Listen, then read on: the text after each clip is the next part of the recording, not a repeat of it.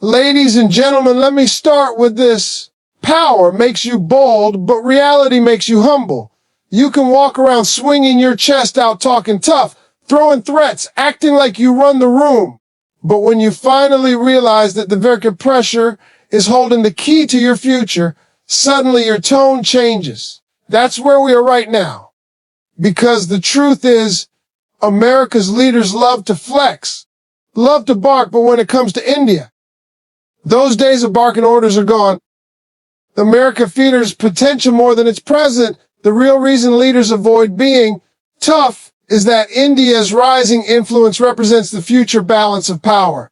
India holds leverage through talent and innovation. America's tech industry depends heavily on Indian minds, engineers, and CEOs, which limits how leaders connect.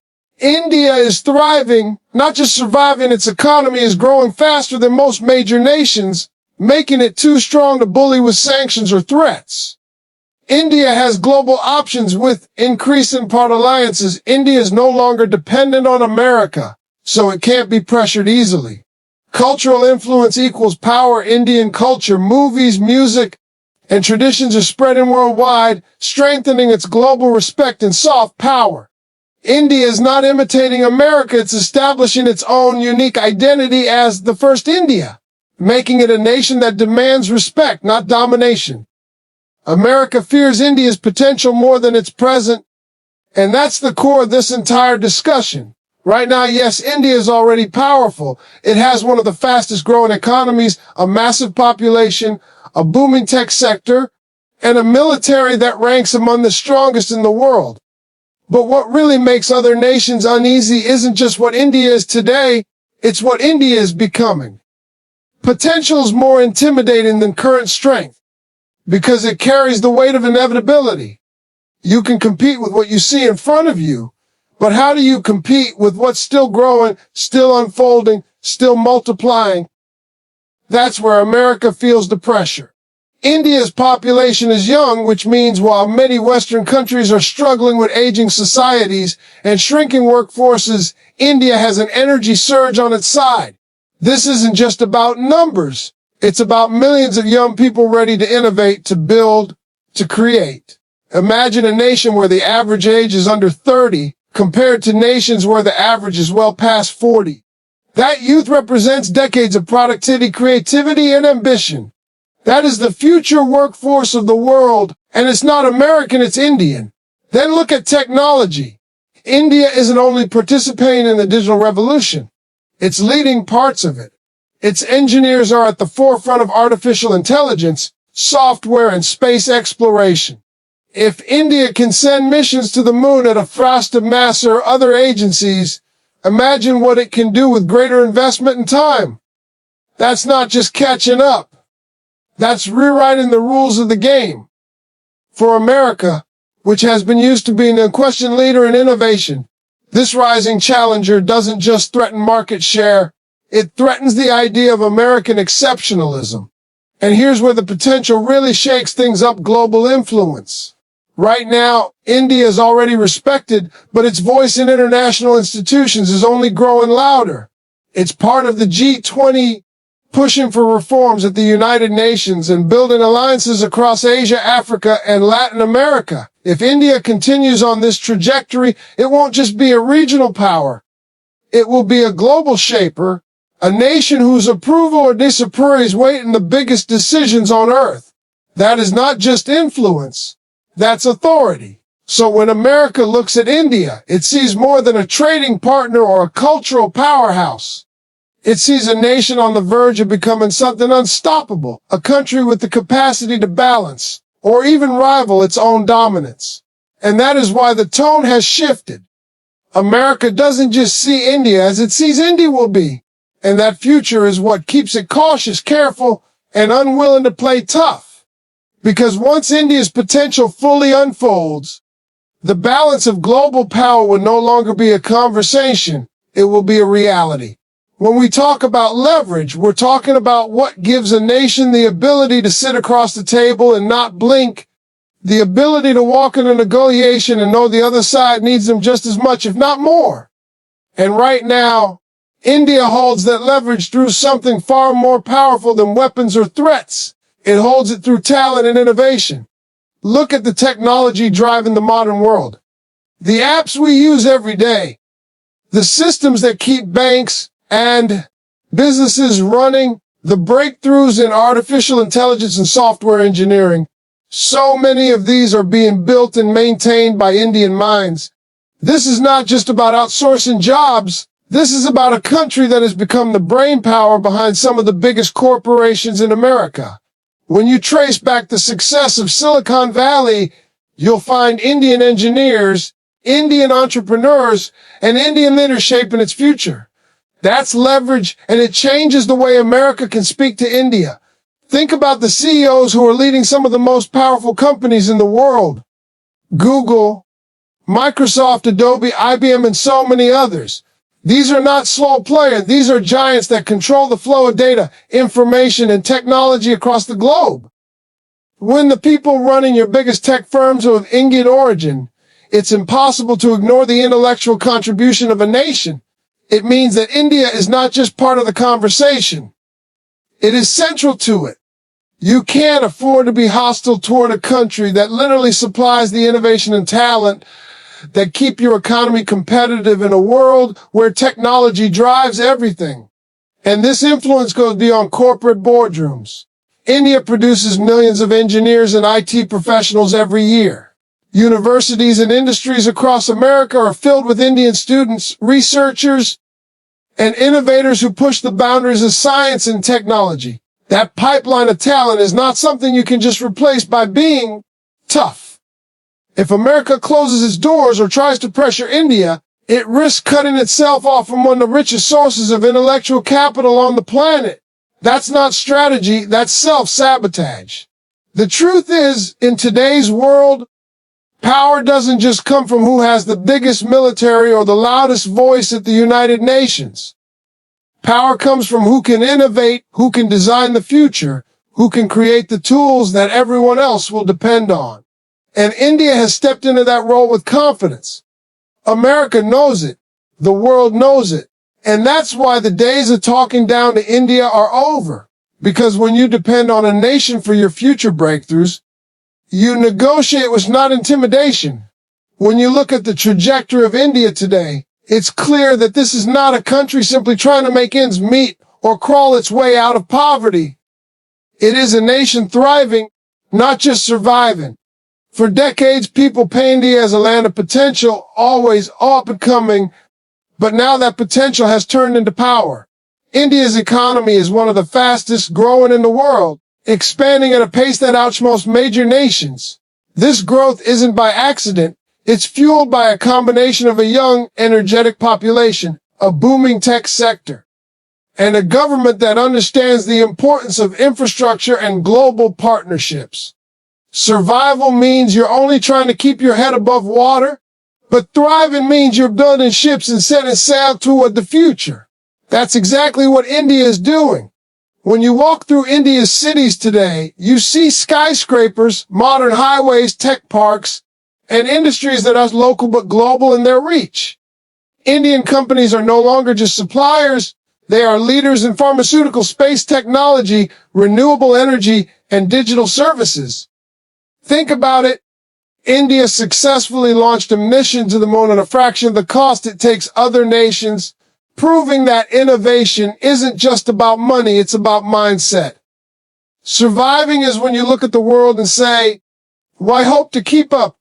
Thriving is when you set the pace and others look to you for direction. Another powerful indicator of thriving is confidence. A thriving nation walks differently, talks differently, and negotiates differently. You can see it in India's global diplomacy. Leaders from the world's largest economies line up to make deals because they know India's market is massive and growing. With over 1 billion consumers, India represents not just a country, but an entire future moist that no nation can afford to ignore. That buying power, that economic weight, forces others to respect it. When a country is merely surviving, it gets dictated to. But when it's thriving, it dictates the terms. And let's not forget the human side of this growth. Thriving means creating opportunities for people to rise, to innovate, to dream bigger than their circumstances. India's middle class is expanding, its startups are booming, and its young generation is hungry for progress. This is not the picture of a country clinging to survival. It's the picture of a country stepping boldly into global leadership. Thriving nations don't just adapt to the future, they help create it. That is the India we are witnessing today, a nation that no longer asks permission to be at the table but builds its own table and invites the world to join. India has global options, and that single truth changes the entire dynamic of how the world interacts with it. In the past, smaller or developing nations often had to lean on one superpower for survival, whether it was for trade, defense, or diplomatic support. That dependence meant they could be pressured, lectured, or even bullied. But India is no longer in that position. Today, India has built relationships across continents, forged partnerships with multiple powers, and created a foreign policy rooted in balance rather than dependence. It doesn't need to beg for a seat at anyone's table, because it can sit with all of them. Look at the way India was on the world stage. It has strong ties with the United States, but it also maintains a close relationship with Russia, and at the same time, it's an active partner with European nations. It invests in Africa, the Middle East, and builds connections in Asia. That means if one country tries to play tough or cut off opportunities, India can simply pivot and strengthen ties elsewhere. That is the power of having options. You cannot court it has already built escape routes and alternative paths to success. In energy, for example, India has diversified its sources. It imports oil from the Middle East, but it also buys from Russia despite Western pressure, proving that it will not let itself be trapped by a single supplier. In defense, it collaborates with the US and Europe, but it still buys from Russia and even builds its own weapon systems. In technology, it partners with American giants, but it also cultivates its own startups and works with countries like Japan and Israel for innovation. Every sector shows the same pattern. India doesn't put all its eggs in one basket. This balance is intentional. It's a strategy that says, we will not be controlled. Having global options means India can negotiate on its own terms. If America tries to tighten the screws, India has Europe, Russia, and Asia. If Europe becomes demanding, India has its massive domestic market and alliances in the global south. And let's not overlook the fact that India itself is becoming an option for other countries. Nations are lining up to partner with it because they see India as the rising hub of growth and stability. This freedom of choice changes the language of diplomacy. Leaders who once thought they could dictate now find themselves persuading because they know India doesn't have to say yes to them. And when a nation has the ability to say no without fear of collapse, it earns respect. That is why India stands tall today. It is not chained to one global power. It has the ability to move where it chooses, and in that freedom lies true strength. Cultural influence equals power, and that's something too many people overlook when they measure strength only in terms of armies, weapons, or GDP. But if you really want to know who's shaping the world, don't just count tanks. Watch what people are watching, listening to, eating, and wearing. Culture seeps into people's lives in ways politics never can, and that's where India has been making its mark. Bollywood movies aren't just watched in Mumbai. They're streamed in homes across Africa, the Middle East, Europe, and even in America. Indian music, from classical to contemporary, is filling playlists.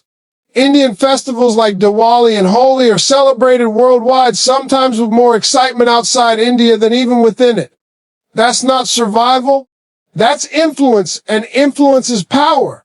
When you have millions of people engaging with your culture, you've already built bridges that no politician can tear down. A Hollywood film may shape entertainment in one way, but Bollywood has created a global family of fans who dance, sing, and connect to India emotionally. Yoga, Ayurveda, meditation, all these practices rooted in Indian tradition, have become billion-dollar industries in the West. That means even when America or Europe thinks about wellness, balance, or healing, they're often reaching back to Indian wisdom. That's cultural power at its finest, shaping how people live, not just how they vote. Think about food. Indian cuisine, us from New York to London to Sydney, are filled with people craving biryani, curry, or masala chai. When a nation's food, music, and traditions are adopted worldwide, that's a kind of quiet dominance. You don't need to impose your way of life by force when people are willingly embracing it because they find joy and value in it. This is the type of soft power that gives India leverage without firing a single shot. And it's not just about tradition, it's about modern culture too. Indian creators are exploding on social media platforms. Indian designers are being showcased on international runways, and Indian athletes are gaining global recognition. Every time someone around the world celebrates an Indian festival, follows an Indian influencer, or quotes an Indian philosopher, they are connecting with the nation's identity. That connection creates admiration, and admiration creates respect. This is why cultural influence equals power. A country that can shape what people around the world celebrate, what they eat, how they relax, and even how they think about health and spirituality holds a unique form of dominance. And for India, that cultural reach assures that no matter what happens politically, the world can't help but acknowledge and respect its presence. That's the kind of power you don't measure in numbers. You measure it in hearts and minds. And India has plenty of both on its side. India's not imitating America. And that's one of the most powerful shifts happening on the world stage today. For years, many countries measure success by how close they get to the American way. The idea that prosperity meant copying Western culture, adopting Western systems, and chasing Western approval. But India has taken a different road. It's not looking to be the next America. It's not competing to wear someone else's identity like a borrowed suit. India is becoming the first India, confident in its own voice, its own traditions, and its own vision of a future. And that's a form of strength that no other country can take away. When you look at India's rise, you see a blend that's uniquely its own. Yes, it engages with the world, trades globally, and uses modern technology, but it doesn't erase its culture in the process. In fact, the more India grows, the more it leans into its roots. Its films don't try to copy Hollywood. They stand on their own and attract audiences worldwide.